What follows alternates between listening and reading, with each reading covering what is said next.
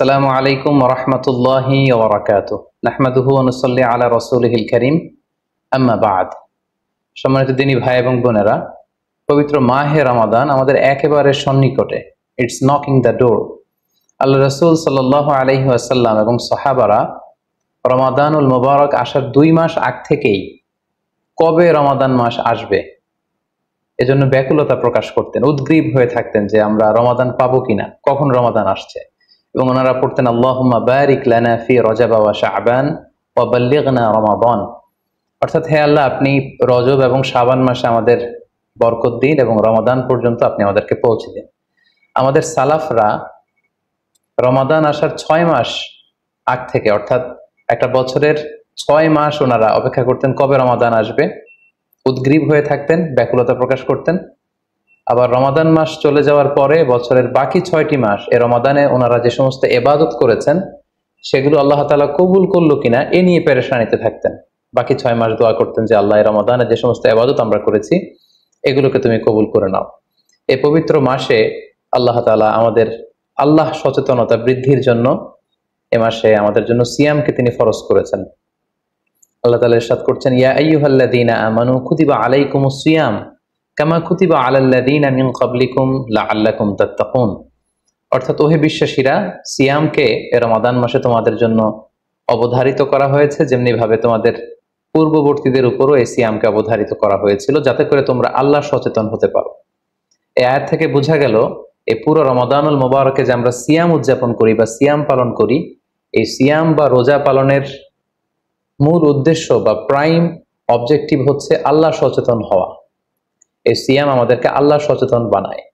এই সিয়াম আমাদের মধ্যে এই ফিলিংস, এই ভাবনা, এই চিন্তা বা এই চেতনাটা নিয়ে আসে যে আমরা এটা ভাবতে শুরু করি যে Allah is watching me, Allah is observing me, Allah আমাকে দেখছেন। এই চিন্তাটাকে, এই সেন্সটাকে, এই ফিলিংটাকে ডেভেলপ করার জন্যই আল্লাহ তাআলা এই মাসে সিয়ামকে আমাদের উপর ফরজ করেছেন। এবং সেটাই আল্লাহ এই আয়াতের শেষাংশে বলছেন, লাআল্লাকুম তাত্তাকুন, যাতে করে তোমরা আল্লাহ সচেতন হতে পারো, যাতে করে তোমরা গড কনসিয়াস হতে পারো। আমরা যখন সিয়াম পালন করি আমরা তখন ক্ষুধার্ত, আমরা তৃষ্ণার্ত, ঘরের ভেতরে আমরা চাইলে কেউ নেই, কেউ আমাকে দেখছে না, আমি চাইলেই খেয়ে ফেলতে পারি, আমি চাইলেই কিন্তু পান করে আমার তৃষ্ণা মেটাতে পারি, কিন্তু আমি খাচ্ছিও না, পানও করছি না, কারণ আমি এটা ফিল করি যে কেউ দেখে না কিন্তু আল্লাহ দেখে। পৃথিবীর কেউ আমাকে দেখছে না, দরজা বন্ধ করে, জানালা বন্ধ করে, ফ্রিজ থেকে ঠান্ডা পানি বের করে, শরবত বের করে আমি কিন্তু ঘরের ভেতরে যখন একা একা থাকি আমি খেয়ে আমার তৃষ্ণা নিবারণ করতে পারি। কিন্তু এটা আমরা কেউই করি না, কারণ আমরা ফিল করি যে পৃথিবীর কেউ যদি নাও দেখে, আল্লাহ সুবহানাহু ওয়া তাআলার চোখে কিন্তু আমরা ফাঁকি দিতে পারছি না। হি ইজ ওয়াচিং মি, তিনি আমাদেরকে দেখছেন। তাহলে সম্মানিত দিনী ভাই এবং বোনেরা, এই সিয়াম আমাদের মধ্যে আল্লাহ কনসিয়াসনেস, আল্লাহ সচেতনতা এটা ডেভেলপ করে। পাশাপাশি সিয়ামের মাধ্যমে আমরা আমাদের প্রবৃত্তির উপর নিয়ন্ত্রণ অর্জন করি। গোটা বছর প্রবৃত্তি আমাদেরকে নিয়ন্ত্রণ করে, সারা বছর প্রবৃত্তি আমাদের উপর জিতে, আর আমরা এই রমাদান মাসে প্রবৃত্তির উপর জয়লাভ করি। যেমন পুরো বছর ব্যাপী আমার যখন ক্ষুধা লাগে আমি খাই, তৃষ্ণার্ত হলে পানি পান করি, আমার কামনা জাগলে সেই কামনা আমি পূরণ করি। কিন্তু রমাদানে ক্ষুধা লাগলে কিন্তু আমরা খাই না। তৃষ্ণায় গলা ফেটে যাচ্ছে, তৃষ্ণায় গলা কাঠ হয়ে যাচ্ছে, কিন্তু এক ফোঁটা পানি আমি পান করছি না। সিয়াম পালন করা অবস্থায় দিনের বেলা আমরা যারা বিবাহিত, আমাদের স্ত্রীদের সাথে অন্তরঙ্গ মুহূর্ত আমরা কাটাচ্ছি না। তার মানে আমার যেটা মন চাচ্ছে, আমার যেটা ডিজায়ার, আমার যেটা ডিমান্ড, সেটা আমি ফুলফিল করছি না, অর্থাৎ আমার প্রবৃত্তিকে আমি নিয়ন্ত্রণ করি। তাহলে সিয়াম পালনের মাধ্যমে প্রবৃত্তিকে কিভাবে কন্ট্রোল করা যায়, প্রবৃত্তিকে কি করে নিয়ন্ত্রণ করা যায়, এটা আমরা শিখি। সারা বছর প্রবৃত্তি আমাদের উপর জয়লাভ করে, আর এই সিয়ামের মধ্যে দিয়ে কেমন যেন রমাদানে আমরা প্রবৃত্তির উপর জয়লাভ করি, আমাদের কাছে প্রবৃত্তি হেরে যায়, জিতে যায় আমাদের আল্লাহ তাআলার প্রতি আস্থা এবং ভালোবাসা। এই সিয়ামের আরো একটি শিক্ষণীয় বিষয় হচ্ছে, এই সিয়াম আমাদেরকে সংযমী বানায়, রেস্ট্রেইনড বানায়। আমরা চাইলেই রোজা পালন করা অবস্থায় যা মনে চায় তা করতে পারি না। এবং সহিহ বুখারীর বর্ণনায় আল্লাহর হাবিব সাল্লাল্লাহু আলাইহি ওয়াসাল্লাম আমাদেরকে শিখিয়েছেন যে কেউ যখন রোজা রাখে সে যেন অশ্লীল কথা না বলে, রোজা রেখে সে যেন কাউকে গালি না দেয়। এমনকি কেউ যদি তাকে গালি দেয় অথবা কেউ যদি তার সাথে ঝগড়া লাগতে আসে, সে যেন বলে ইন্নী ইমরুউন সাইম, অর্থাৎ আই এম ফাস্টিং, আমি রোজাদার, আমি রোজা পালন করছি।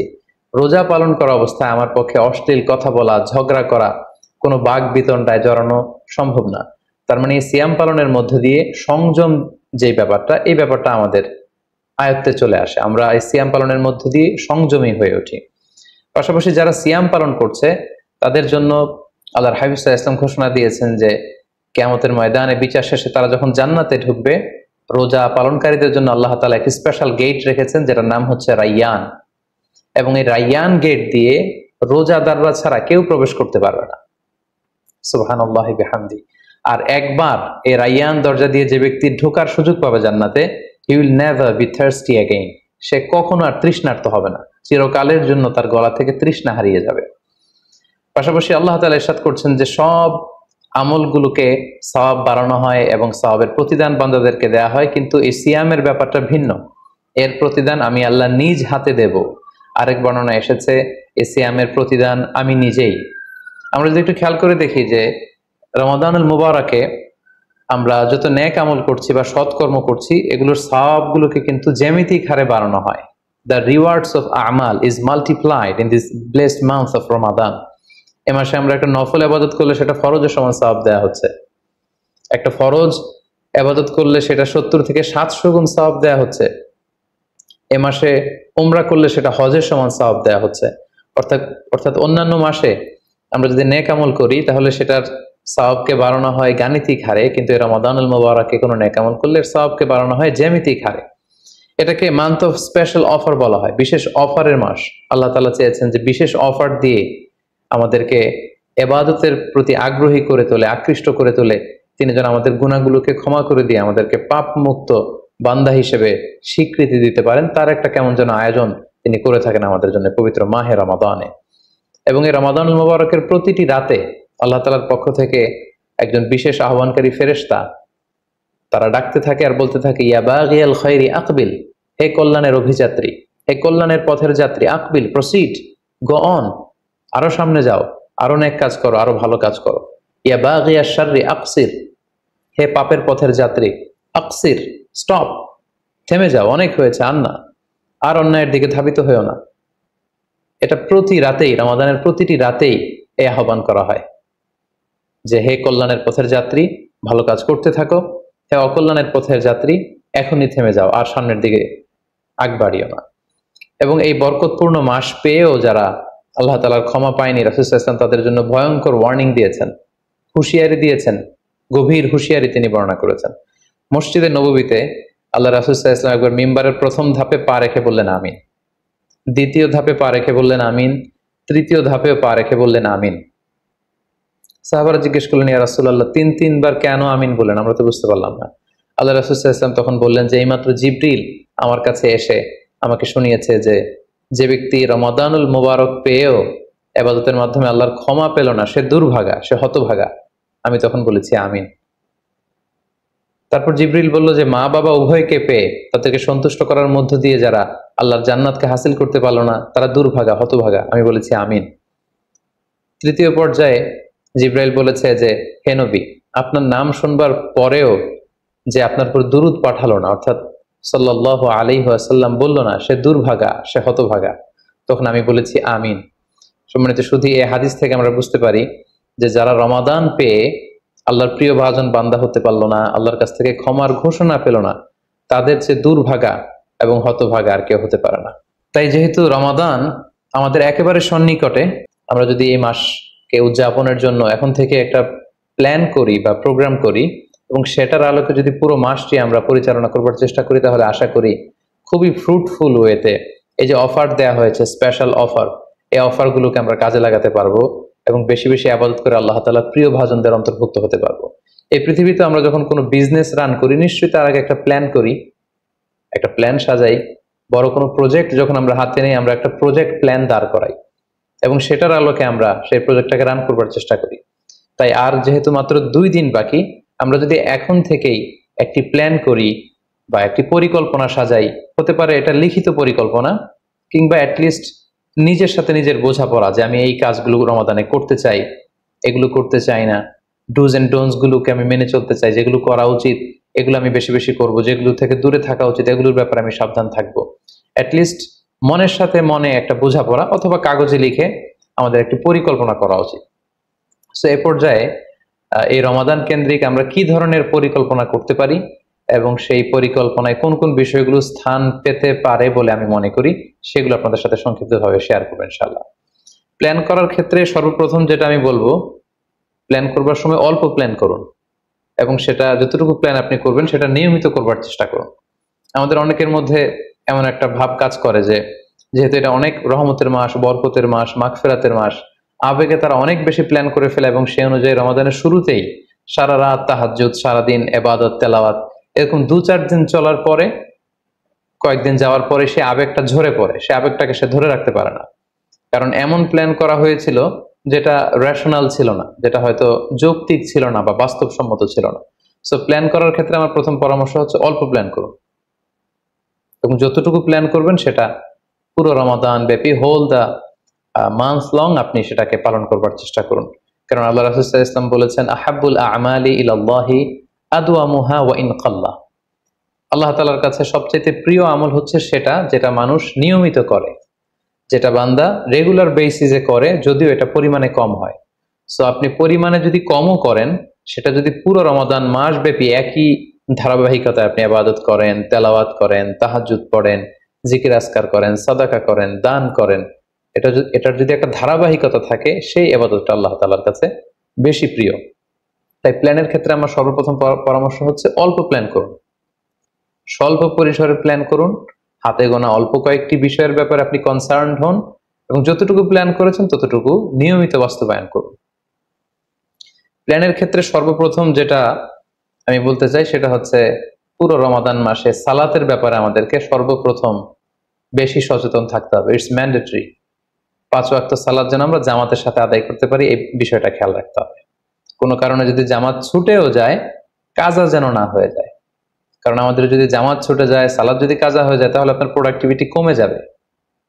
সো প্ল্যানের ক্ষেত্রে এখন থেকে আমাদের এটা মাথায় রাখতে হবে যে পুরো রমাদান জুড়ে আমরা 5 ওয়াক্ত সালাত জামাতের সাথে আদায় করব। কোনো কারণে জামাত যদি ছুটেও যায়, কোনো নামাজ যেন আমার কাজা না হয়ে যায়, এই ব্যাপারে আমরা সচেতন থাকবার চেষ্টা করব। 3 নম্বরে হচ্ছে কোরআন তেলাওয়াত করা। যেহেতু রমাদানুল মুবারক এটা কোরআন নাজিলের মাস, আল্লাহ তাআলা বলছেন শাহরু রমাদান আল্লাযী উনজিলা ফীহিল কুরআন। রমাদান তো এমন মাস যে মাসে আল্লাহ তাআলা কোরআন নাজিল করেছেন। সো এটা কোরআনকে উদযাপনের মাস, কোরআনের সাথে নতুন করে সম্পর্ক গড়বার মাস, বেশি বেশি কোরআন তেলাওয়াত করবার মাস। নফল ইবাদতের যে লিস্ট আছে তার মধ্যে সবচেয়ে শ্রেষ্ঠ নফল ইবাদত হচ্ছে কোরআন তেলাওয়াত করা এবং সেটার মোক্ষম সময় হচ্ছে রমাদানুল মুবারক। আমরা প্রত্যেকেই জানি যে এই মাসে তেলাওয়াত করার যে একটা আবহ, যে একটা ইমেজ, যে একটা পরিবেশ এবং যেরকম একটা মজা পাওয়া যায়, বছরের অন্য কোনো মাসে কিন্তু ওই ফিলিংটা আমাদের আসে না। সো এই সুযোগটাকে আমাদের কাজে লাগানো, আমরা যেন প্রতিদিন কোরআনের তেলাওয়াত করি এবং তেলাওয়াত করার ক্ষেত্রে অবশ্যই ধীরস্থির ভাবে তেলাওয়াত করতে হবে। আমরা অনেকে তাড়াহুড়ো করে তেলাওয়াত করি। হাদিসে এসেছে রুব্বা কারিন লিল কোরআন ওয়াল কোরআন ইয়ালআনু। কোরআনের অনেক তেলাওয়াতকারী আছে যাদেরকে কোরআন রহমত দেওয়ার পরিবর্তে লানত দেয়, কার্ডস করে, অভিসম্পাত করে। তাই তাড়াহুড়ো করে আমরা যেন কোরআন তেলাওয়াত না করি। রমাদান আসলেই দেখা যায় কিছু কিছু মানুষ কোরআন খতম করবার জন্য উঠে পড়ে লাগে। কেউ 5 খতম, 7 খতম, 10 খতম দেওয়ার জন্য প্রতিযোগিতা করে খতম দেয়, ফলে খুব দ্রুত তারা কোরআন তেলাওয়াত করে। এটা ঠিক না। খতম দেওয়ার জন্য উঠে পড়ে লাগা উচিত হবে না, বরং আপনি ধীরস্থির ভাবে তেলাওয়াত করুন।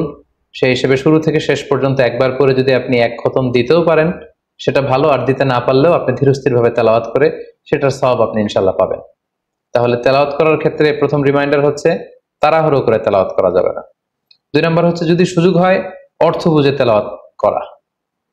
আমরা কয়েকটা সূরা স্পেসিফাই করতে পারি যে এই রমাদানে আমি এই সূরাটা পড়ব, এই রমাদানে এই সূরা শুরু থেকে শেষ পর্যন্ত এর মর্মার্থ, এর বঙ্গানুবাদ, এর যে শিক্ষা লেসন, এটা আমি জানবার চেষ্টা করব। সম্মানিত দিনী ভাই এবং বোনেরা, কোরআন হচ্ছে এমন একটি কিতাব, যারাই এই কোরআনের সাথে সম্পর্ক জুড়ে দিয়েছে, যারাই এই কোরআনকে হৃদয়ে ধারণ করেছে, তারাই সম্মানিত হয়েছে। একটু খেয়াল করে দেখুন, সাইয়েদনা জিবরিল আলাইহিস সালাম উনি কোরআন নিয়ে আসমান থেকে পৃথিবীতে নেমেছিলেন। কোরআনকে নিয়ে আসার কারণে উনি হয়েছেন শ্রেষ্ঠ ফেরেশতা। আল্লাহ রাসূল সাল্লাল্লাহু আলাইহি ওয়াসাল্লামের উপর কোরআন নাজিল হয়েছিল, তাই তিনি হয়েছেন শ্রেষ্ঠ রাসূল। এই রমাদান মাসে কোরআন নাজিল হয়েছে, তাই রমাদান মাস হচ্ছে 12টা মাসের শ্রেষ্ঠ মাস, সাইয়্যিদুশ শুহুর। কদরের রাতে এই কোরআন নাজিল হয়েছিল, তাই কদরের রাত হচ্ছে পৃথিবীর শ্রেষ্ঠ রাত। আমরা উম্মতে মুহাম্মাদি, আমাদের উপর কোরআন নাজিল হয়েছে, তাই আমরা হয়েছে খায়রু উম্মাহ, শ্রেষ্ঠ জাতি। আমাদের মধ্য থেকেও যারা কোরআনের সাথে অ্যাটাচমেন্টকে বাড়াবে, কোরআনকে যারা ধারণ করবে, তারা হবে পৃথিবীর শ্রেষ্ঠতম মানুষ। তাই আসুন কোরআন উদযাপনের এই মাসে আমরা যেন বেশি বেশি কোরআনের সাথে সম্পর্ককে নতুন করে আবার নবায়ন করি। 4 নাম্বার যেই ব্যাপারটি আমি প্ল্যানে বা পরিকল্পনায় রাখার চেষ্টা করব সেটা হচ্ছে খুব বেশি খাবার দাবার বা কেনাকাটা এগুলোর ব্যাপারে আমাদেরকে একটু সাবধান থাকতে হবে।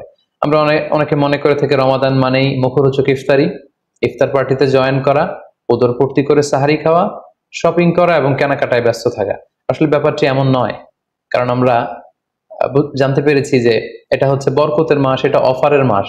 নফল ইবাদতে ফরজের সমান সওয়াব, ফরজ করলে 700 গুণ সওয়াব, নফল উমরা করলে হজের সমান সওয়াব। সো এটা হচ্ছে মৌসুমুল ইবাদা, ইবাদতের মৌসুম। সো আমাদের যদি শপিং করা লাগে, আমাদের যদি কোনো প্রোগ্রামে অংশগ্রহণ করা লাগে, সেটা যেন আমাদের ফোকাস না হয়। কেনাকাটা, শপিং করা, এটা যেন আমাদের ফোকাস না হয়। ভুরি ভোজ করা, আমাদের বাসায় মা বোনরা যারা আছে তাদেরকে হরেক রকম আইটেমের বায়না ধরে সারাদিন তাদেরকে ব্যস্ত রাখা, ইবাদত থেকে তাদেরকে দূরে রাখা, এই কালচারগুলো থেকে আমাদেরকে দূরে থাকতে হবে। আমরা যখন রমাদান কেন্দ্রিক প্ল্যান করতে বসবো, আমরা যেন এটা ভাবি যে এই রমজানে একটু একটু করে আমি নিজেকে পরিবর্তন করতে চাই। ভুরি ভোজ করা, ইফতার পার্টিতে বেশি বেশি যাওয়ার জন্য প্ল্যান করা, তারপর কেনাকাটা, শপিং, ঈদের শপিং এর জন্য সময় নষ্ট করা, এটা যেন আমাদের মূল ফোকাস না হয়। আমাদের মূল ফোকাস যেন হয় এটা ইবাদতের মাস, বেশি বেশি ইবাদত করে যেন আমরা আল্লাহর সন্তুষ্টি অর্জন করতে পারি। প্ল্যানের ক্ষেত্রে 5 নাম্বার যে পয়েন্টটি আমি বলবো সেটি হচ্ছে ইফতারির পূর্ব মুহূর্তে দোয়া করুন। এটি ভুলে যাওয়া যাবে না। প্রতিদিন ইফতারিকে সামনে নিয়ে আমরা দোয়া করব, কারণ হাদিসে এসেছে সালাসু দাওয়াতিন মুস্তাজাবা, 3 ব্যক্তির দোয়া আল্লাহ তাআলার কাছে কবুল হয়ে যায়। এই দোয়া আল্লাহ কখনো ফিরিয়ে দেন না। এর মধ্যে একটা দোয়া হচ্ছে দাওয়াতুস সাইম, রোজাদারের দোয়া আল্লাহ কখনো ফিরিয়ে দেন না। দাওয়াতুস সাইমি মাকবুলা, এটা আল্লাহর কাছে কবুল হয়ে যায়। ঠিক ওই মুহূর্তটাতে আল্লাহ তাআলার সফট কর্নার খুব বেশি গ্রো করে, আল্লাহর রহমতের দরিয়ার মধ্যে একটা অভাবনীয় জোশ পড়ে যায়। আল্লাহ তাআলা এই দৃশ্যটাকে খুব দেখতে পছন্দ করে যে বান্দা সামনে খাবার নিয়ে বসে আছে, শরবত নিয়ে, পানীয় নিয়ে বসে আছে, ক্ষুধায় তৃষ্ণায় সে জর্জরিত, সে চাইলেই সামনে থেকে নিয়ে মুখে তুলে খাবারটা খেতে পারে, কিন্তু সে আমার ভয়ে খাচ্ছে না। তখন আল্লাহ তাআলা এই দৃশ্যটা দেখতে বড্ড পছন্দ করেন। ঠিক এই মুহূর্তে আপনি যখন বুদ্ধি করে আল্লাহ তাআলার কাছে চাইতে শুরু করবেন, কায়মনো বাক্যে চোখের পানি ছেড়ে, আপনি চাইতে দেরি হবে, এই দোয়া আল্লাহ তাআলার কাছে কবুল হতে দেরি হবে না। তাই এই ভুলটি যেন আমরা না করি, এই বরকত যেন আমরা মিস না করি। প্রতিদিন খেয়াল করে, সম্মানিত দিনী ভাই এবং বোনেরা, খেয়াল করে ইফতারের পূর্ব মুহূর্তে দোয়া করুন। আপনার কি চাহিদা, আকুতি মিনতি আল্লাহর কাছে আছে, আপনি পেশ করুন। 7 নম্বর পয়েন্টটি হচ্ছে ধীরস্থির ভাবে তারাবির সালাত পড়ুন। প্ল্যান করে ফেলুন কোন মসজিদে পড়বেন, কোথায় পড়বেন, কোভিড আউটব্রেকের কারণে কোনো রেস্ট্রিকশন থাকলে বাসায় কিভাবে পড়বেন, পরিবেশটা আপনি কেমন দেখতে চান, কিভাবে করতে চান, এখন থেকে প্ল্যান প্রোগ্রাম করে ফেলুন। তারাবির সালাতের ক্ষেত্রে পরামর্শ হচ্ছে ধীরস্থির ভাবে তারাবির সালাত আদায় করুন। সালাতুত তারাবিহ শব্দের অর্থই হচ্ছে বিশ্রামের সালাত, অর্থাৎ আপনি বিশ্রাম নিয়ে নিয়ে 2 রাকাত করে 4 রাকাত শেষে তাসবিহ পড়ে বিশ্রাম নিয়ে আবার 2 রাকাত 4 রাকাত এভাবে পড়তে থাকবেন। আমাদের বাংলাদেশের বেশিরভাগ মসজিদগুলোতে যেহেতু 20 রাকাতের সালাতুত তারাবিহ হয়, আমরা সাজেস্ট করি যে আপনারা 20 রাকাত সালাতুত তারাবিহ আদায় করুন। অসুস্থতা জনিত কোনো কারণে কারো যদি কম পড়তে হয় সেটা ভিন্ন ব্যাপার, তবে আমরা 20 রাকাতের কথাই সবাইকে সাজেস্ট করে থাকি, যেহেতু এটা ইবাদতের মাস, যত বেশি ইবাদত করা যায় ততই এটা কল্যাণকর। তো সেক্ষেত্রে রাকাত বিতর্ক আপনাদেরকে এড়িয়ে চলা উচিত। রমাদান আসলে আমাদের মধ্যে এই শয়তান এই বিষয়টাকে উস্কে দেয় যে তারাবির সালাতকে 8 রাকাত না 20 রাকাত নাকি 12 রাকাত। সো তারাবির সালাত ধীরস্থির ভাবে আদায় করুন, রাকাত বিতর্ক এড়িয়ে চলুন। এটা হচ্ছে একটা বড় ফিতনা। কত রাকাত আপনি পড়বেন আপনার সাধ্য অনুযায়ী আপনি পড়ুন। আমরা 20 রাকাতের কথা সাজেস্ট করি, তবে রাকাত বিতর্কে জড়ানো আমাদের কখনোই উচিত হবে না। 8 নাম্বার যে পয়েন্টের কথা বলবো সেটি হচ্ছে শেষ রাতে তাহাজ্জুদের সালাত আদায় করা। বছরের অন্য সময়গুলোতে রাত 4টার দিকে উঠে আসলে অনেকের পক্ষেই তাহাজ্জুদের সালাত আদায় করা সম্ভব হয়ে ওঠে না। যেহেতু রমাদানুল মুবারকে সাহারি খাওয়ার জন্য আমাদেরকে উঠতেই হচ্ছে, সাহারি খাওয়ার পরে আপনি অজু করে আপনার সুবিধা মতো 2 রাকাত 4 রাকাত তাহাজ্জুদের সালাত আপনি আদায় করুন। তাহাজ্জুদের সালাতে সিজদায় পড়ে আপনি আল্লাহ তাআলার কাছে আপনার মনের আকুতি আপনি তুলে ধরুন।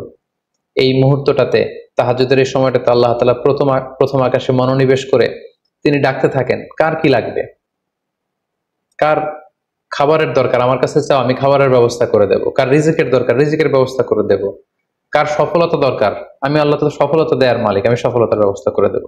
যে মুহূর্তটুকুতে বা যে সময়ে আল্লাহ তাআলা আমাদেরকে দেওয়ার জন্য তিনি আমাদেরকে ডাকছেন, আমাদেরকে দেওয়ার জন্য তিনি বসে আছেন, প্রস্তুত, আহ্বান করছেন, কিন্তু আমরা সেই আহ্বানে সাড়া দিচ্ছি না। তাই রমাদানুল মুবারকে তাহাজ্জুদের সালাতের অভ্যাস করার একটা সুবর্ণ সুযোগ কিন্তু আমাদের আসছে। যেহেতু সাহরি খেতে আমরা উঠবই, উঠে আমরা তাহাজ্জুদের সালাত আদায় করে নেব।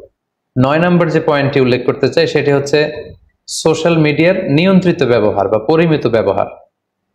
যত কম ব্যবহার করা যায়, ফেসবুক, ইউটিউব, অনলাইনে যত আপনি কম সময় দিতে পারবেন, আপনার প্রোডাক্টিভিটি ঠিক তত বাড়তে থাকবে। জরুরি প্রয়োজনে যে সমস্ত কাজ একেবারে করাই লাগে, যেগুলোকে অ্যাভয়েড করা মোটেও সম্ভব না, সেগুলো আপনি করতে পারেন।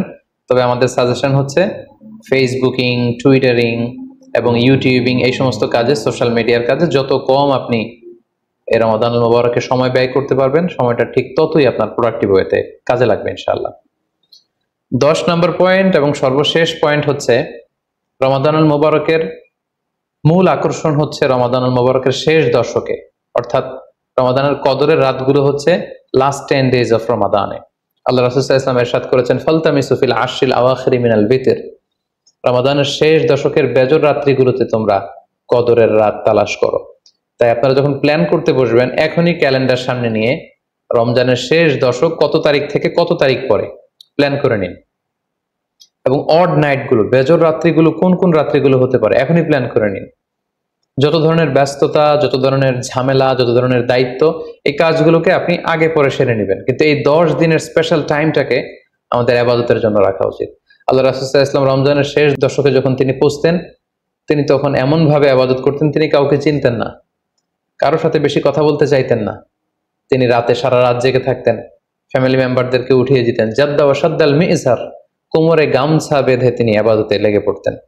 এই শেষ দশকে তিনি এত ইবাদত করতেন, বছরের কোনো সময়ে আল্লাহ রাসূল সাল্লাল্লাহু আলাইহি ওয়াসাল্লামকে এত বেশি ইবাদত করতে কিন্তু দেখা যেত না। তাই এই শেষ দশকের বেজর রাত্রিগুলো যেন আমরা মিস না করি, এবং শুধু 27 রমজানে আমরা কদর হিসেবে পালন করব, ব্যাপারটা যেন এমন না হয়ে যায়। কারণ যদি কোনো কারণে কদর মিস হয়ে যায়, এটা হচ্ছে খায়রুম মিন আলফি শাহর, 1000 মাসের চেয়েও সেরা। ওই এক রাতের ইবাদত হচ্ছে 1000 মাসের ইবাদতের সমান। এবং আল্লাহর হাবিব সাল্লাল্লাহু আলাইহি ওয়াসাল্লাম বলেছেন, মান হুরিমা খায়রাহা ফাকাদ হুরিম, যে কদরের রাতের বরকত থেকে বঞ্চিত হলো, হি ইজ দ্য লুজার। এই বরকতের মাসে নিশ্চয়ই আমরা কেউই লুজার হতে চাই না, আমরা সবাই গেইনার হতে চাই। সো আমরা যদি গেইনার হতে চাই, রমাদানের সর্বোচ্চ বরকতটুকু যদি আমরা হাসিল করতে চাই, লাস্ট 10 ডেজ অফ রমাদান, রমজানের শেষ দশকের বেজর রাত্রিগুলো যেন আমরা খুবই আন্তরিকতার সাথে সিনসিয়ারলি ইবাদত করে কদরের বরকত হাসিল করবার চেষ্টা করি। সংক্ষিপ্ত পরিসরে রমাদান কেন্দ্রিক আমাদের প্ল্যান কেমন হওয়া উচিত এবং সেই প্ল্যান বা পরিকল্পনাতে কোন কোন বিষয়গুলো আমাদের খেয়াল রাখা উচিত, এই বিষয়ে সংক্ষিপ্ত পরিসরে আমি আলোচনা করলাম। আশা করি এগুলো যদি আমরা খেয়াল রাখি, তাহলে খুব ফ্রুটফুল এবং প্রোডাক্টিভ ওয়েতে আমরা আমাদের রমাদানকে কাটাতে পারবো। আমরা গত বছর আমাদের অনেক প্রিয়জনদের সাথে একসাথে রমাদান কাটিয়েছি, তাদের অনেকে কিন্তু এবছর আমাদের সাথে নেই, এবং কোভিড আউটব্রেকের এই যে সেকেন্ড ওয়েভ, থার্ড ওয়েভ যেভাবে শুরু হয়েছে, আমরা আমাদের অনেক প্রিয়জনদেরকে হারিয়েছি। আমরা এই রমাদান কারা পুরো রমাদান পাবো আমরা জানি না, আবার আগামী বছরের রমাদান পর্যন্ত আমরা বেঁচে থাকবো কিনা সেটাও আমরা জানি না। সো এই রমাদান হতে পারে আমাদের জীবনের শেষ রমাদান। আমাদের we should consider this Ramadan the last and final chance in our life. আমাদের এভাবে চিন্তা করা উচিত যে হতে পারে এটা আমার জীবনের শেষ রমাদান, তাই আমার গুনাহ মাফের একটা সুবর্ণ সুযোগ হচ্ছে এ রমাদান মাস। তাই এই মাসের সর্বোচ্চ বরকতটুকু হাসিল করার জন্য আমরা যেন বুদ্ধিমানের পরিচয় দিই, আমরা যেন বেশি বেশি ইবাদত করে আল্লাহ তাআলার প্রিয় ভাজনদের অন্তর্ভুক্ত হতে পারি। সম্মানিত, হ্যাভ এ গ্রেট রমাদান। আসসালামু আলাইকুম ওয়া রাহমাতুল্লাহি ওয়া বারাকাতুহু।